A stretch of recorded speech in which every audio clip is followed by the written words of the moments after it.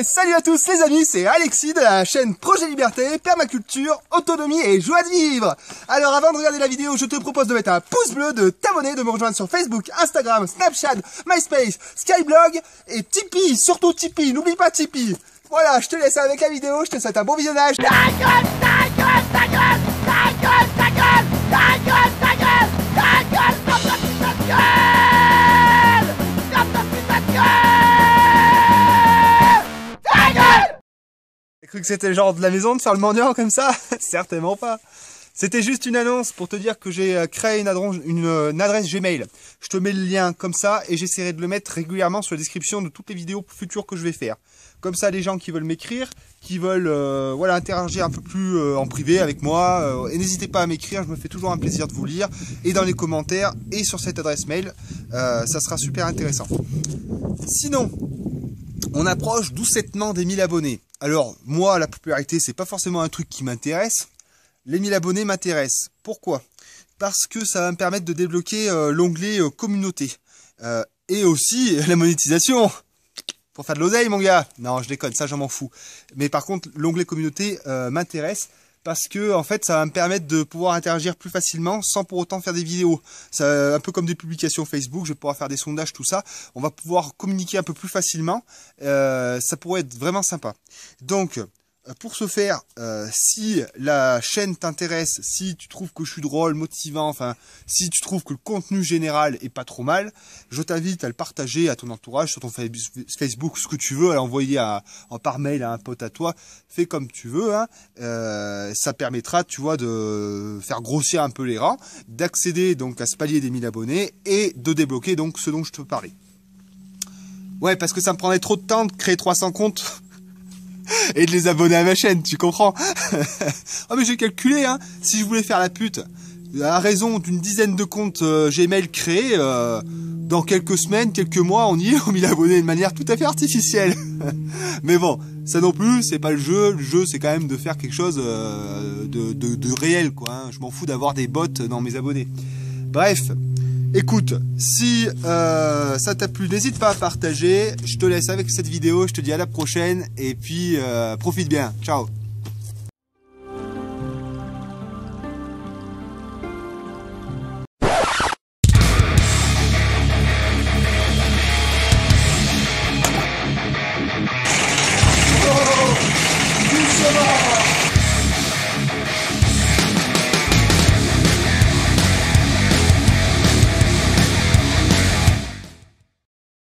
Bonjour tout le monde. Bon, alors avoir du matériel c'est très bien, mais il faut aussi savoir l'entretenir. Si tu sais rien faire de tes mains, ça va être compliqué. Donc là, pour prévenir de potentiels dégâts, on fait un graissage régulier avec une petite pompe à graisse. Et c'est Agnès qui s'est occupée donc de mettre un petit peu de gras sur toutes les articulations. Donc pour ceux qui ne connaissent pas, tu vois un graisseur, c'est juste ça. Voilà. Et t'as rangé la pompe, Agnès? Oui. Ouais. Donc c'est ça. Et attends, bouge pas.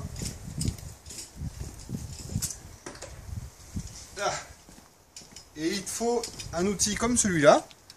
Tu mets des cartouches de graisse dedans. Et ensuite tu viens appliquer ça dessus. Tu vois, ça rentre. Tac. Et après tu pompes. Et ça va t'envoyer de la graisse dedans. Donc quand tu as de l'outillage comme ça, je crois que même sur les tracteurs tondeuses, il y a des graisseurs. Donc il faut bien y faire. Sinon c'est métal contre métal. Tu bouffes la matière, tu abîmes ton matériel. Alors cette pelle, il faut savoir qu'on l'a démontée plus d'une fois. On l'a même repeinte. Donc on y fait vraiment attention parce qu'on sait qu'elle peut être fragile, donc on y fait gaffe. Là, en faisant le graissage, on s'est rendu compte qu'il y avait un graisseur qui était cassé. La tête s'est cassée. Regarde, juste là.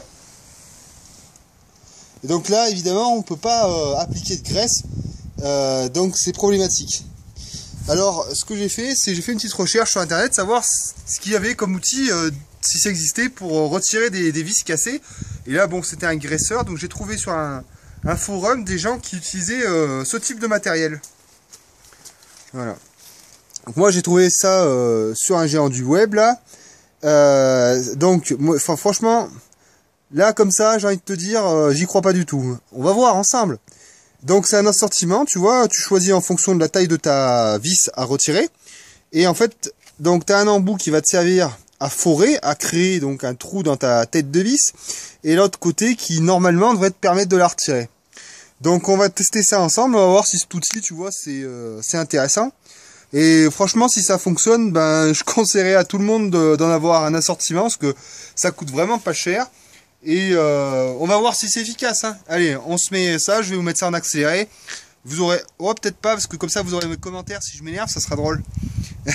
Allez, bon, on va essayer. Voilà, donc là, je vais pour forer. Tac.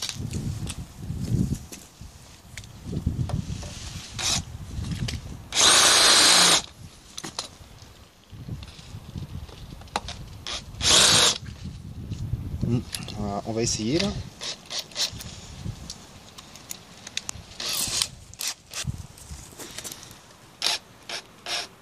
Oh, oh, regardez, regardez.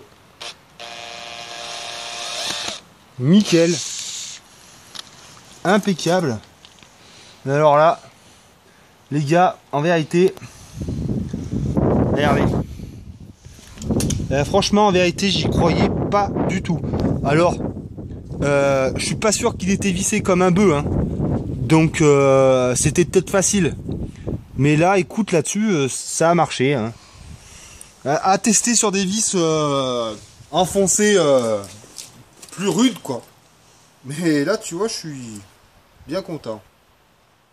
Écoute, c'est pas un placement produit, hein, on est bien d'accord. Je te mets quand même le lien.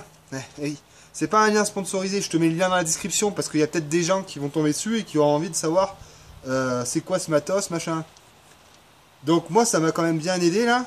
Je te mets le lien dans la description, t'en fais ce que t'en veux. Sache bien, par contre, c'est pas un placement produit.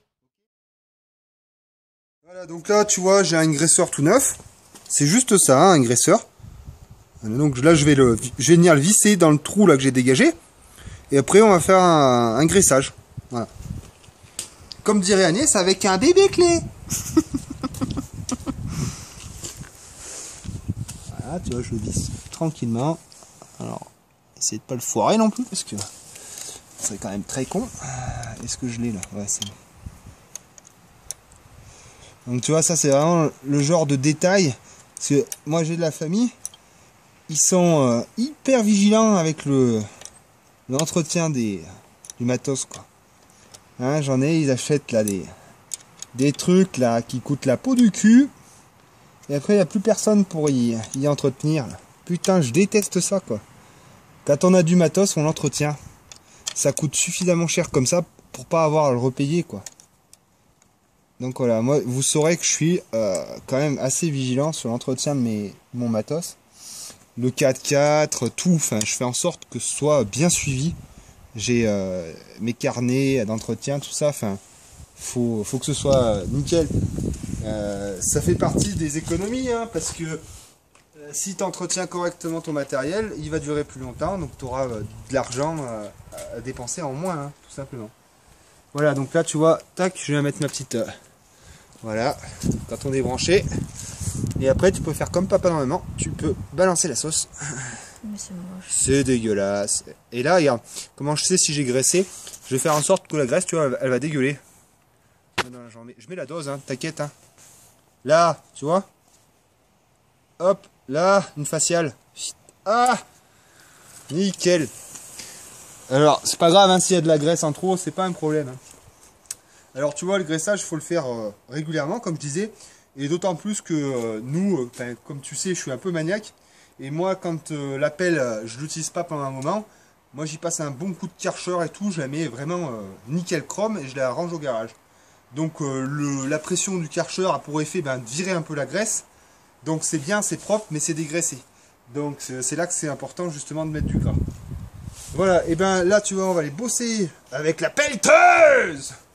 Et il y a la tronçonneuse, mais il y a la pelleteuse aussi, mon gars. Je te remonte l'objet en lui-même, tu vois, c'est une petite boîte plastique comme ça, avec l'assortiment d'outils.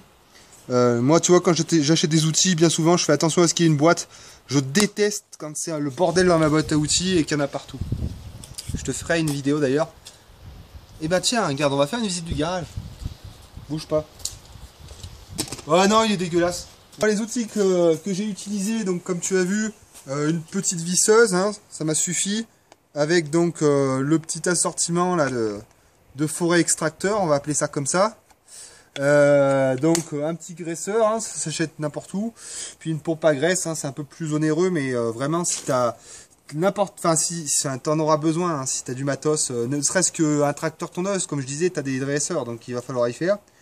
Et voilà, hein, écoute, bon bah j'espère que ce petit machin t'aura plu, tu auras trouvé des trucs, si t'avais toi-même le même problème, que ça t'a aidé à le résoudre. C'était surtout ça l'idée. Voilà, et ben je te souhaite une bonne journée et je te dis à la prochaine. Bye.